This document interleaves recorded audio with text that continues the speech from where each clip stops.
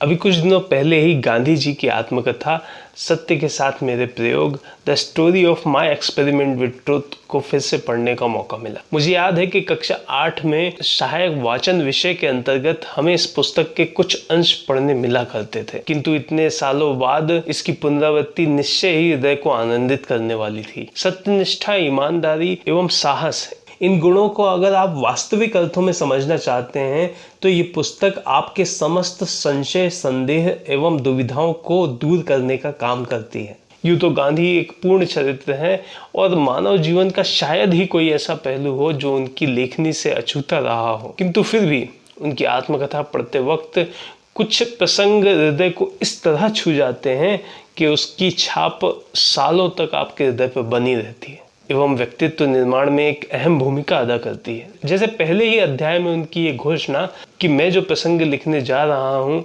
उसमें पाठकों को यदि अभिमान का तनिक भी भान हो तो उन्हें ये समझ लेना चाहिए कि मेरे शोध त्रुटिपूर्ण है, मेरी झांकियाँ नग तृष्णा के समान है अर्थात झूठी है। अपनी ही आत्मकथा लिखते वक्त इस तरह का साहस से भरा हुआ दावा करने की हिम्मत शायद ही आज किसी लेखक में हो, और ऐसे कई प्रसंगों से ये पुस्तक भरी पड़ी है। ऐसे ही कुछ विशेष प्रसंगों को मैंने संकलित किया है छोटी छोटी बातों के लिए, और आज गांधी जी के जीवन से जुड़े हुए जिस प्रसंग का मैं चित्रण करने जा रहा हूँ उसमें गांधी जी दो अन्यायी अंग्रेज अफसरों से लड़कर उन्हें दंड दिलाते हैं, किंतु ये प्रसंग इसलिए महत्वपूर्ण नहीं है। हालांकि किसी अन्यायी अत्याचारी से दलितों की रक्षा करना एवं उसके किए के लिए उसे दंड दिलाना एक उत्तम कार्य है, किंतु फिर भी इससे कहीं अधिक श्रेष्ठ कार्य उस अन्यायी को उसके किए का एहसास दिलाना एवं समय आने पर उससे भी द्वेष न रखते हुए उसकी भी सहायता कर पाना है, और यही बात गांधी को महात्मा बनाती थी। नमस्कार दोस्तों, मेरा नाम है जितेंद्र नामदेव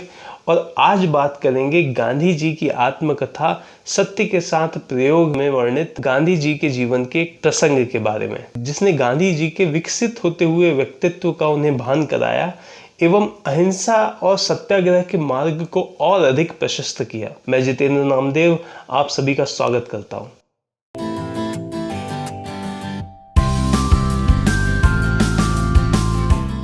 प्रकरण शुरू करने से पहले मैं बता दूं कि ये बात तब की है जब गांधी जी साउथ अफ्रीका में रहा करते थे। यहाँ रहते हुए उन्हें काफ़ी समय हो गया था और अंग्रेजी शासन के अंतर्गत गोरों को छोड़कर लगभग सभी की भारतीयों, अफ्रीकियों एवं चीनियों की स्थिति वहाँ गुलामों की जैसी ही थी। इस बात का अंदाज़ा आप इस बात से लगा सकते हैं कि अंग्रेज़ों को छोड़कर किसी को भी फुटपाथ तक पर चलने की इजाज़त नहीं थी। फिर भी काफ़ी समय से अंग्रेज़ों से लड़ते हुए गांधी जी ने वहां रहते हुए अपनी प्रतिष्ठा कायम की थी। कई लोग उन्हें जानते थे एवं भारतीयों और चीनियों के केस लड़ते हुए वे उनके विश्वास पात्र बन पाए थे। तब भी दमनकारी अंग्रेज सरकार का पक्षपातपूर्ण रवैया किसी से छुपा न था। ऐसे कठिन समय में गांधी जी लिखते हैं, एशियाई अधिकारियों का सबसे बड़ा थाना जोहानिसबर्ग में था। मैं ये देख रहा था कि इस थाने में हिंदुस्तानियों एवं चीनियों का रक्षण नहीं भक्षण ही होता है। मेरे पास रोज कई शिकायतें आती थी। लोग मुझे कहते थे, इसका इलाज आप नहीं करेंगे तो कौन करेगा।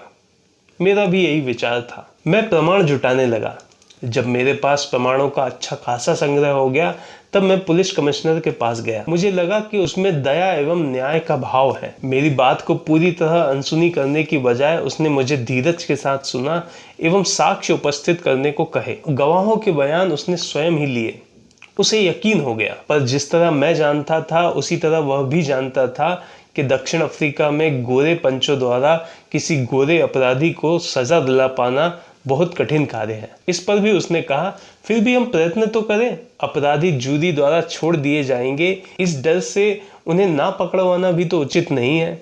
मैं तो उन्हें पकड़वाऊंगा। आपको मैं इतना विश्वास दिलाता हूं कि अपनी मेहनत में कोई कसर ना छोड़ूंगा। गांधी जी यहाँ लिखते हैं कि मुझे तो विश्वास था ही, दूसरे अधिकारियों पर भी संदेह था, पर उनके विरुद्ध मेरे पास ठोस प्रमाण ना थे। 2 के बारे में कोई संदेह ना था, अतः 2 के विरुद्ध वारंट निकला। इनमें से एक अधिकारी भागा।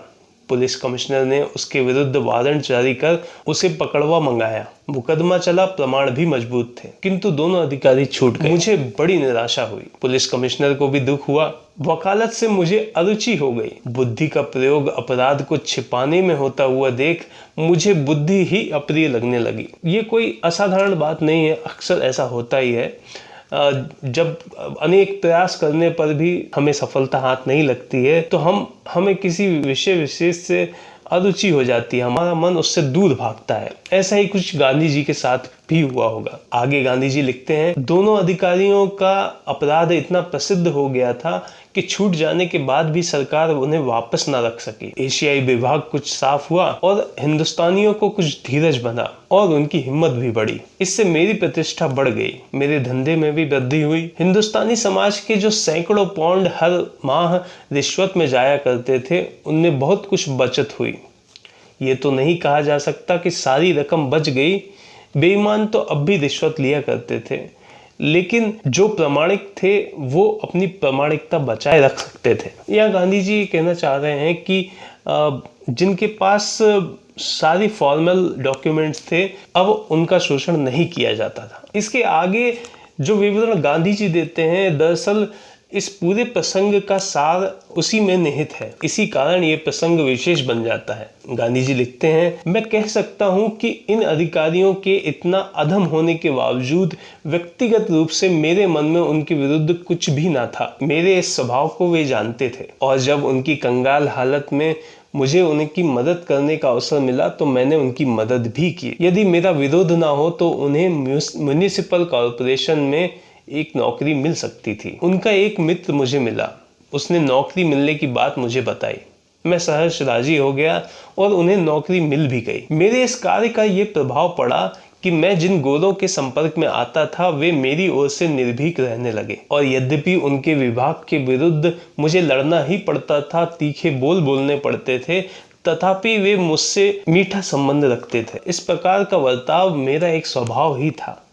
मैं उस समय इसे जानता न था, यह तो मैं बाद में समझने लगा कि ऐसे बर्ताव में सत्याग्रह की जड़ मौजूद है। यह अहिंसा का एक विशेष अंग है। मनुष्य एवं उसका काम दो भिन्न वस्तुएं हैं। अच्छे काम के प्रति आदर एवं बुरे काम के प्रति तिरस्कार की भावना होनी ही चाहिए, किंतु भले बुरे काम करने वाले सभी व्यक्तियों के प्रति हृदय में दया एवं आदर बने रहना चाहिए। यह चीज समझने में सरल है, किंतु इसका आचरण रूप में पालन कम से कम ही होता है। इसी कारण संसार में विष फैलता जा रहा है। सत्य के शोध में ऐसी अहिंसा है। मैं प्रतिक्षण यह अनुभव करता हूँ कि जब तक यह अहिंसा हाथ न लगेगी तब तक सत्य मिल ही नहीं सकता। व्यवस्था एवं पद्धति के विरुद्ध झगड़ा करना शोभा देता है, किंतु व्यवस्थापक के विरुद्ध झगड़ा करना अपने आप से झगड़ने के समान ही है, क्योंकि हम सब एक ही कुची से रचे गए हैं, एक ही ब्रह्मा की संतान हैं। व्यवस्थापक में अनेक शक्तियां निहित हैं। व्यवस्थापक का अनादर या तिरस्कार करने से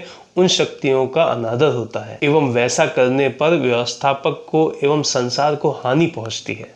इन्हीं शब्दों के साथ यह प्रकरण समाप्त होता है। यहाँ तक पहुंचते हुए न जाने क्यों मुझे गांधी जी के शब्दों में श्रीमद् भगवत गीता में भगवान श्री कृष्ण द्वारा दिए गए उपदेश की झलक दिखाई देने लगती है। अर्जुन को उपदेश देते वक्त कदाचित भगवान श्री कृष्ण व्यवस्था से ही लड़ने की बात कह रहे हैं, ना कि व्यवस्थापक से। एवं इसी तरह से लड़ते हुए अपना कर्तव्य पालन करते हुए अपने आप को दोष मुक्त रखा जा सकता है, राग एवं द्वेष से परे रखा जा सकता है। जो समस्या अर्जुन के सामने अपने संबंधियों के प्रति प्रेम एवं अनुराग के कारण पैदा हुई थी, वही समस्या गांधी जी के सामने अपने विरोधियों के प्रति लड़ते हुए पैदा हो सकती थी। अंतर केवल इतना होता, अर्जुन के सामने जहां प्रेम एवं अनुराग था, वहीं गांधी जी या किसी भी और व्यक्ति के सामने अपने विरोधियों के प्रति घृणा एवं द्वेष हो सकते हैं एवं ये भाव हमारे संघर्ष को दोषपूर्ण बना सकते हैं। किंतु व्यवस्थापक की बजाय व्यवस्था से लड़ने का ज्ञान हमें इन दोषों से मुक्त करता है एवं हमारे संघर्ष को और अधिक सार्थक बनाता है। और शायद इसी भाव को श्रीमद् भगवत गीता में निष्काम कर्म की संज्ञा दी गई है। ये थी आज की कहानी, गांधी जी की आत्मकथा, जिसमें 169 छोटे बड़े 169 अध्याय हैं। इनमें से कुछ विशेष प्रसंगों को मैंने आपके लिए संकलित किया है। ये प्रसंग यूं तो साधारण हैं, किंतु इनके द्वारा साधारण मानव जीवन के कई ऐसे छुपे हुए पहलू उजागर होते हैं जो हमें कई कठिन परिस्थितियों में सही एवं सटीक निर्णय लेने का सामर्थ्य हमें प्रदान करते हैं, हमें रास्ता दिखाते हैं। ऐसे ही कुछ विशेष प्रसंगों को मैं आपके लिए लेकर आया हूँ इस सीरीज में। आपको ये पहला अध्याय कैसा लगा आप मुझे अवश्य बताइए अपने कमेंट्स के माध्यम से। हमेशा की तरह मुझे इनका इंतज़ार रहेगा। इन्हीं शब्दों के साथ मैं आपसे विदा लेता हूँ। अगले एपिसोड में फिर मुलाकात होगी किसी विशेष प्रसंग को लेकर। तब तक के लिए अपना ख्याल रखिए। मुझे सुनने के लिए धन्यवाद।